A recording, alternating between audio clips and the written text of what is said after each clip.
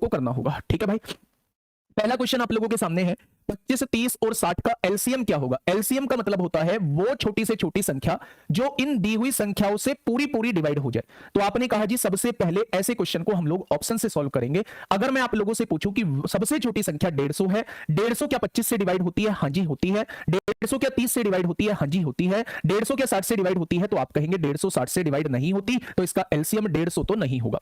150 के बाद दूसरी संख्या हम लोगों की 240 है। क्या 240 मेरी 25 से डिवाइड होगी? नहीं होगी, तो 240 भी मेरा जवाब नहीं होगा। क्या तीसरे नंबर पर 300 आएगी? क्या 25 से डिवाइड होगी? हाँ जी होगी। 300 क्या 30 से डिवाइड होगी? हाँ जी होगी। क्या 60 से डिवाइड होगी? हाँ जी होगी। ऑप्शन नंबर डी इस क्वेश्चन का बिल्कुल सही जवाब हो जाएगा।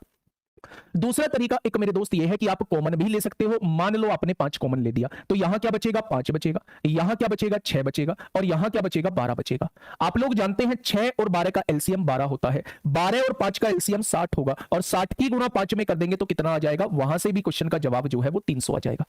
वहां से भी क्वेश्चन का जवाब, हाँ कल के एक क्वेश्चन में दिक्कत है, वो 20वां क्वेश्चन जो था ना, वो उनके बीच की संख्या पूछी थी, हमने वहां से लेके वहां तक संख्या निकाल दी थी, जो कि शायद 25 बैठ रही थी। 25 बैठ रही है तो 2 कम कर देना, 23 बैठ रही है तो 2 कम कर देना, क्योंकि कॉर्नर वाली जो संख्या है वो हम लोगों को काउंट नहीं करनी है ना, उसमें थोड़ा सा हम लोगों से गलती हुई है, हमने बीच नहीं पढ़ा है, हमने वो सारी संख्या मेरे दोस्त निकाल दी है। ठीक है, हाँ एक गुड्डा कह रहा है कि 600 भी तो हो सकता है। भाई बिल्कुल हो सकता है, 600 भी हो सकता है, 900 भी हो सकता है, 1200 भी हो सकता है, लेकिन एलसीएम का मतलब ही छोटी से छोटी संख्या होती है। ठीक है भाई, तो इन दोनों में छोटा ही हम लोगों को लेना होगा आंसर।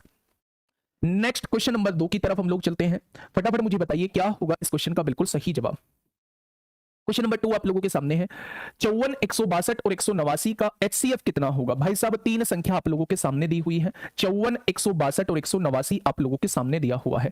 अगर मैं मैसे की बात करता हूं तो अपने दिमाग में डेफिनेशन को सेट करिए कि वो बड़ी से बड़ी संख्या जो दी हुई संख्याओं को विभाजित कर दे, मतलब ऐसी बड़ी से बड़ी संख्या लानी है जो इन तीनों को डिवाइड कर दे, उससे बड़ी कोई संख्या ही ना हो इन तीनों को डिवाइड करने वाली, उसी को हम लोग मैसे कहते हैं।